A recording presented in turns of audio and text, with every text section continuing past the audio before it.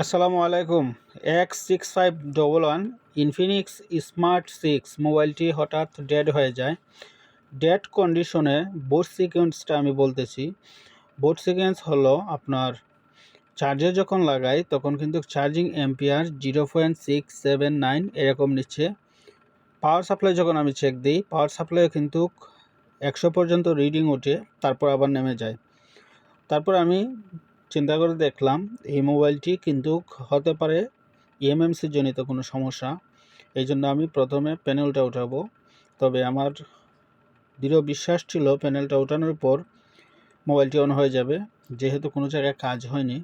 এই জন্য আমি সুন্দরভাবে প্রথমে প্যানেলটি হিট দিয়ে উঠাবো। এটা কিন্তু চার্জিংয়ে দেওয়ার সময়, যখন চার্জে দেওয়া হয় তখন কিন্তু শুধু চার্জিং যে ইন্ডিকেটর লাইট, সেই লাইটটি জ্বলে। এছাড়াও মনে করেন যদি পিসিতে কানেক্ট করা হয় তখন অটোপট পায়। আপনারা বুট সিকোয়েন্সটা খেয়াল রাখতে পারেন। আপনাদের কাছে যদি এরকম মোবাইল আসে, স্টেপ বাই স্টেপ কাজ আপনারাও করে দেখতে পারেন। তবে প্রথমে আমি মনে করি এরকম বুট সিকোয়েন্সে যদি মোবাইল আপনার কাছে পড়ে, তাহলে কিন্তু প্রথমে প্যানেলটা সুন্দরভাবে উঠাবেন। এতে 50% চান্স আছে আপনার মোবাইলটি ওকে হওয়ার।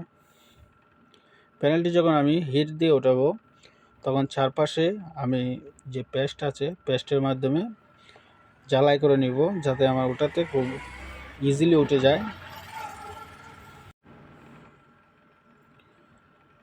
ঝালাই করার শেষে আমি তাপমাত্রা রাখলাম 330 AR50। আপনার কাজের অভিজ্ঞতা অনুযায়ী আপনি ব্যবহার করবেন, আপনার যেভাবে সুবিধা হয়। অন্যজনেরটা দেখার প্রয়োজন নেই। আপনি যতটুকু পর্যন্ত হিট দিয়ে ওঠাতে পারেন সুন্দরভাবে, যাতে কোনো ড্যামেজ না হয়, ততটুকু পরিমাণে হিট দিবেন। এবং হিট দেওয়ার সময় অবশ্যই একটি জিনিস খেয়াল রাখবেন, যাতে চারপাশে সমানভাবে হিটটা পড়ে। এক জায়গায় যদি আপনি ধরে রাখেন হট এয়ার গান, তাহলে কিন্তু ড্যামেজ হওয়ার সম্ভাবনাটা থাকে। বোর্ডটি প্রথমে আটকে নেব, যেহেতু আমি হিট দিয়ে ওঠাবো। কাটিং প্লাস দিয়ে কাটতে গেলে কিন্তু আমরা হাতে নিয়ে কাটি, তবে যখন আমরা হিটের মাধ্যমে ওঠাবো তখন বোর্ডটি সুন্দরভাবে আটকাতে হবে, যাতে স্লিপ না করে। আসলে বর্তমানে যে ইনফিনিক্স আইটেল মোবাইলগুলো, এগুলো অধিকাংশই কিন্তু কেএমএমসির জনিত সমস্যা আসে। এগুলা মূলত হলো রিপাবলিশ আইসি মোবাইলগুলা, যে কারণে এই সমস্যাটা বেশিরভাগ পাওয়া যায়। তারপর আমাদের বোর্ড সিকোয়েন্স অনুযায়ী, অর্থাৎ কত রিডিং কোথায় আসলে এই মোবাইলটি কোথায় সমস্যা হতে পারে, পাওয়ার সাপ্লাই কত রিডিং, আই চার্জার কত অ্যাম্পিয়ার নেয়, এগুলো যদি আমরা একটু বুঝি তাহলে কিন্তু কাজটি অনেকটা সহজ হয়ে যায়। এই ধারণাটা কিন্তু একদিনে হয় না, আমরা ধীরে ধীরে অর্জন করতে হয়। কাজের অভিজ্ঞতা আপনার থাকতে হবে, প্লাস কাজ জানা থাকতে হবে।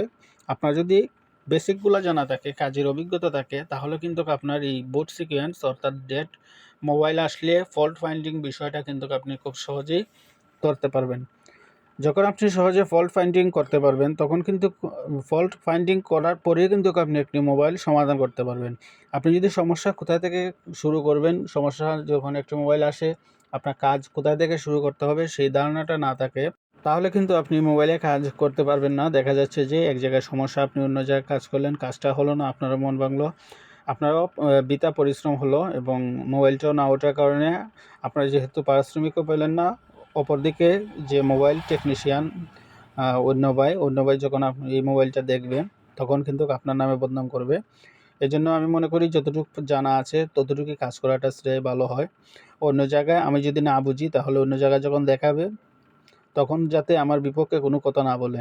কারণ আমরা এখন এমন এক সময়, আমরা যদি কোনো ধরনের সামান্য ভুলও করে থাকি, একই প্ল্যাটফর্মে কাজ করা অন্য ব্যক্তি কিন্তু সেই ভুলটাকে অনেক বড় দেখিয়ে কাস্টমারের কাছে এমনটা মনে করাবে যে আপনার মোবাইল কিন্তু আপনি তার মোবাইল কিন্তু আপনি কাঁচা খেয়ে ফেলেছেন, এরকম একটা অবস্থা সৃষ্টি করে দেবে।